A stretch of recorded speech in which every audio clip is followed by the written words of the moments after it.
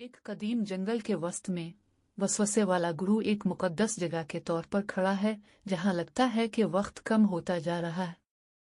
बुलंद-ओ-बाला कदीम दरख्त अपनी शाखों को आसमान तक फैलाते हैं, इनके पत्ते नर्म आसमानी रोशनी में चमकते हैं। हुआ साकिन है, फिर भी भूले हुए राजों के धुंधले सरगोशों को उठाए हुए है। साए छतरी के नीचे रक्स करते हैं, रोशनी और अंधेरे की हमेशा बदलती हुई टेपेस्ट्री बनाते हैं। ये मंजर डूबते सूरज की आखिरी शुआओं को अपनी गिरफ्त में ले लेता है, शाखों से छानता हुआ पुरसुकून माहौल पर एक पुरसुकून चमक डालता है। घाटी का सुकून साफ नजर आता है, गोया जमीन ही सुकून में है। परांपेट दो तूफान का कहर। सदियों से विस्पेंद्र गुरु हम आहंगी की जगह रहा था, लेकिन हंगामा आराई का एक तारीख तूफान जमीन पर आ गया। एक जमाने का पुरसुकून जंगल अफरा तफरी में पड़ गया था, जैसे ही गरज चमक रही थी और दरख्त एक अजीबो गरीब गैर फितरी हुआ के बोझ तले चीर रहे थे। वो रूहें जो कभी पत्तों में सरगोशियां करती थी खामोश हो गई और बाग साए में छा गया। फितरत खुद पुरतशद्दुद तूफान से पीछे हटती दिखाई दे रही थी।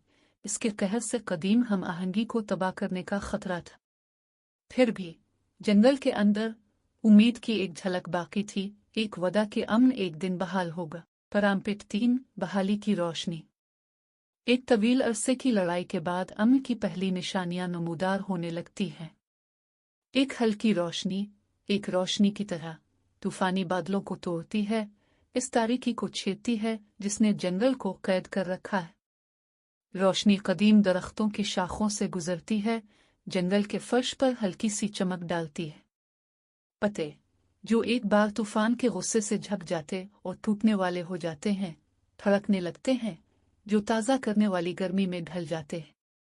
जैसे जैसे रोशनी फैलती है, जंगल की रूहें आहिस्ता आहिस्ता बेदार होती हैं, उनकी सरगोशियां हुआ की तरफ लूट जाती हैं। हुआ परिंदों की मीठी आवाज से भरी हुई है और दरख्त एक बार फिर ऊंचे खड़े हैं, उनकी शाखें नए बहाल होने वाले अमन की तज़ीम में आसमान की तरफ बढ़ रही है। परांपेट 4 दी गुरु के सरपरस्त।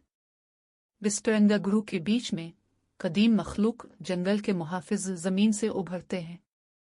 दरख्तों और जमीन के जौहर से बने हुए ये आसमानी मखलूक तवाजुन के रखवाले हैं।